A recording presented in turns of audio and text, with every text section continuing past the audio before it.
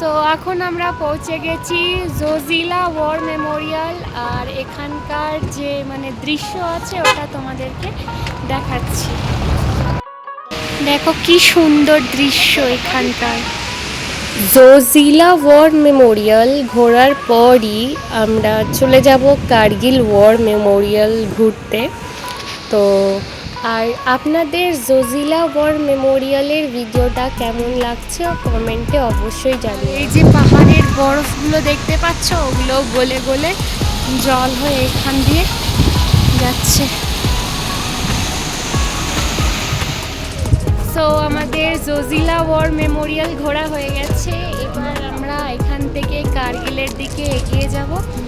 আর তোমাদেরকে এই দৃশ্যটা কেমন লাগলো কমেন্টে অবশ্যই জানিও। আর বেশি দেরি না করে আমরা নিজেদের যে রাইড আছে ওটা আবার কন্টিনিউ করতে চলেছি।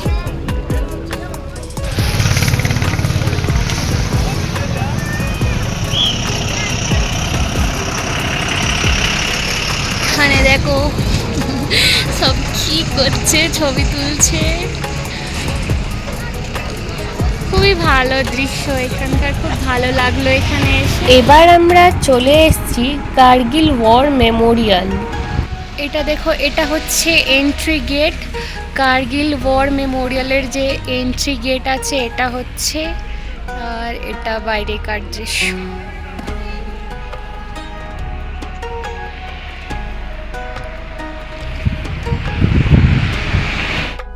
এটা হচ্ছে বাইরের কার ভিউ।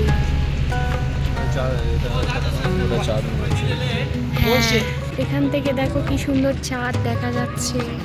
তো ফাইনালি আমরা এখন পৌঁছে গেছি কার্গিল ওয়ার মেমোরিয়াল। আর আজকে আমরা রাইড শুরু করেছিলাম শ্রীনগর থেকে, আর এখন পর্যন্ত আমাদের 149 কিলোমিটার রাইড হয়ে গেছে। যেহেতু পাহাড়ি রাস্তা ছিল, অনেক ঘুরে ঘুরে আসতে হচ্ছিল, তাই খুব বেশি রাইড করতে পারিনি। আর এখন আমরা পৌঁছে গেছি হচ্ছে কার্গিল ওয়ার মেমোরিয়াল। তো চলো তোমাদেরকে দেখাই এখানকার আশেপাশের দৃশ্য। সালটা ছিল 1999। কিছু পাকিস্তানি সৈন্যরা গোপনে ভারতীয় ভূখণ্ডে অনুপ্রবেশ করেছিল, আর ভারতীয় প্রতিরক্ষা বাহিনীর বীরত্বের সঙ্গে তার জবাব দিয়েছিল। তখন শুরু হয় পূর্ণাঙ্গ যুদ্ধ ভারত আর পাকিস্তানের মধ্যে। এই যুদ্ধই ইতিহাসে পরিচিত কার্গিল যুদ্ধ নামে। একটা ছোট্ট পাহাড়ি অঞ্চল হয়ে উঠেছিল বিশ্ব রাজনীতি কেন্দ্রবিন্দু।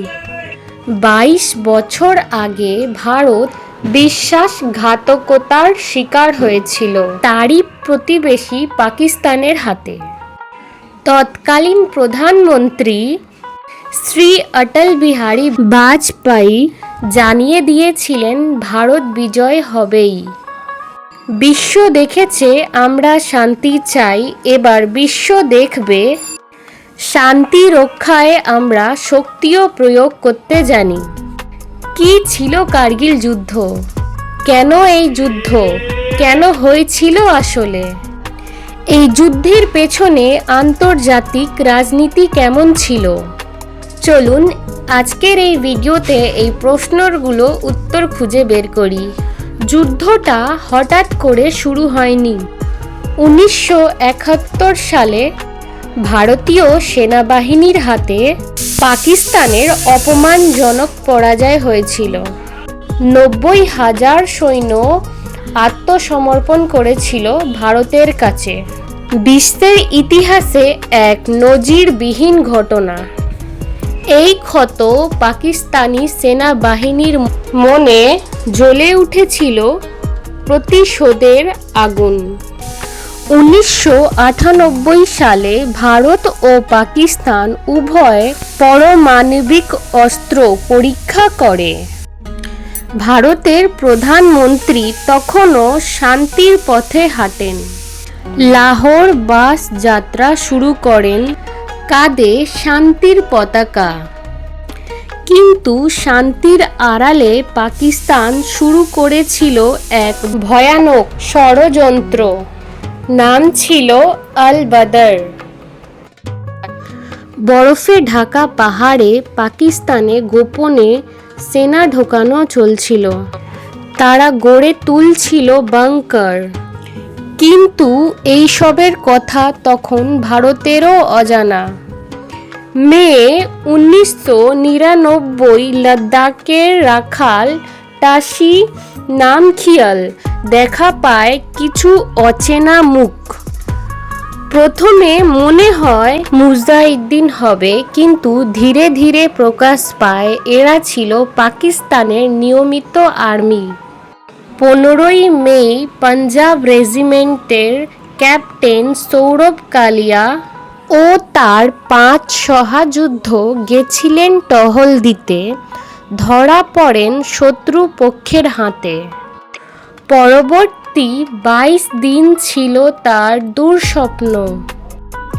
তাদের ওপরে চলে অমানবিক নির্যাতন, সিগারেটের ছেঁকা, চোখ তুলে নেওয়া, কান ছিঁড়ে ফেলা, শেষ পর্যন্ত নির্মমভাবে তাদের হত্যা করা হয়।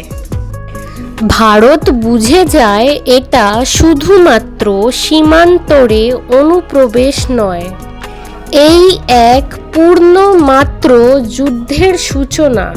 26শে মে 1999 ভারতীয় সেনাবাহিনী আনুষ্ঠানিকভাবে শুরু করে অপারেশন বিজয়। লক্ষ্য কার্গিলের সমস্ত পাহাড়ি পোস্ট থেকে পাকিস্তানি সৈন্যদের বিতাড়ন করা। চ্যালেঞ্জ ছিল ভয়ানক। 18 থেকে 20,000 ফুট উচ্চতা, মাইনাস তাপমাত্রা, অক্সিজেনের ঘাটতি আর পাহাড়ের উপর থেকে গুলির বর্ষণ। টাইগার হিল পুনর্দখল সাহসের শিখর। সবচেয়ে কৌশলগত ভয়ানক লড়াই ছিল টাইগার হিল। 3রা জুলাই 18 গ্রেনেডিয়ার্স রেজিমেন্টের জওয়ানরা দড়ি বেঁধে প্রায় উল্টোভাবে উঠতে থাকেন বরফের মোড়া পাহাড়ে। যুব জওয়ান যোগেন্দ্র সিং যাদব, মাত্র 19 বছর বয়সে, তার শরীরে 15টি গুলির ক্ষত, তবুও একের পর এক শত্রুকে শেষ করে টাইগার হিলের চূড়ায় ভারতের পতাকা ওড়ান। বিক্রম বাত্রা, এক জীবন্ত লেজেন্ড। ইয়ে দিল মাঙ্গে মোর, এই ডায়লগ শুধু আর বিজ্ঞাপন ছিল না। 7ই জুলাই ক্যাপ্টেন বিক্রম বাত্রা নিজের আহত সহযোদ্ধাকে বাঁচাতে গিয়ে শত্রুর পক্ষে মুখোমুখি হন। তিনি বলেছিলেন, আমি জিতলেই ফিরব। তিনি ফিরলেন না, কিন্তু রেখে গেলেন এমন এক বীরত্ব যা প্রজন্মের পর প্রজন্ম মনে রাখবে। কার্গিল যুদ্ধ শুধু পাহাড়ে নয়, কূটনীতি ময়দানেও চলছিল। 4 জুলাই আমেরিকার প্রেসিডেন্ট বিল ক্লিন্টন সরাসরি হুঁশিয়ারি দেন নওয়াজ শরীফকে, সেনা না সরালে পাকিস্তান ভয়ঙ্কর পরিণতির মুখে পড়বে। বিশ্ব ভারতকে সমর্থন জানায়। পাকিস্তান আনুষ্ঠানিকভাবে সেনা সরানোর কথা জানায়। বাস্তবে অনেক পোস্টে তারা লুকিয়েছিল। ভারতীয় সেনা একের পর এক অভিযান চালিয়ে কার্গিলকে মুক্ত করে। 26শে জুলাই 1999 কার্গিল যুদ্ধ শেষ হয়, ভারত বিজয় হয়। কিন্তু সেই বিজয়ের দাম 527 জন শহীদের প্রাণ, 1363 জন আজীবনের জন্য আহত। তাদের স্মরণে প্রতি বছর এই দিনটি কার্গিল বিজয় দিবস হিসেবে পালন করা হয়। পরমবীর চক্রে সম্মানিত হন ক্যাপ্টেন বিক্রম বাত্রা, যোগেন্দ্র সিং যাদব, লেফটেন্যান্ট মনোজ পান্ডে, রাইফেলম্যান সঞ্জয় কুমার। তারা আজও বেঁচে আছেন সেই হিমালয়ের বাতাসে। ভারতীয় পতাকা গেরুয়া, সাদা, সবুজ ওড়াওড়িতে। কার্গিল যুদ্ধ ছিল সাহসের গল্প, ভালোবাসার গল্প, একটি জাতির অস্তিত্বর লড়াই। যখন আমরা রাতে নিশ্চিন্ত হয়ে ঘুমাই তখন পাহাড়ে চূড়ায় পাহারা দেয় এক বীর যোদ্ধা। তারা চিৎকার করে বলে না, কিন্তু তাদের নিঃশব্দ তুলে দেয়, তোমরা নির্ভয়ে থাকো, কারণ আমরা আছি। পাকিস্তানের সেনাবাহিনী ফিল্ড ফর্টিফিকেশন সাঙ্গার 1999 সালে নির্মাণ রেখা অতিক্রম অনুপ্রবেশ করে পাকিস্তানি সেনাবাহিনী পাহাড়ের চূড়ায় এই ধরনের সাঙ্গার নির্মাণ করেছিল। এগুলো অস্থায়ী কাঠামো যা অল্প সময়ে নির্মাণ করা যায়।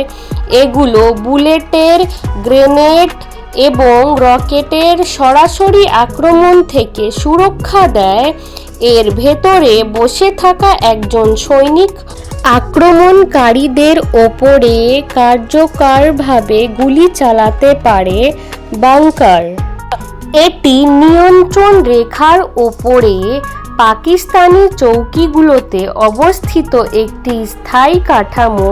এটি ভেতরে থাকা সৈনিককে সরাসরি গুলি, গ্রেনেড ও রকেটের আক্রমণ এবং বিমানের হামলা থেকে রক্ষা করে।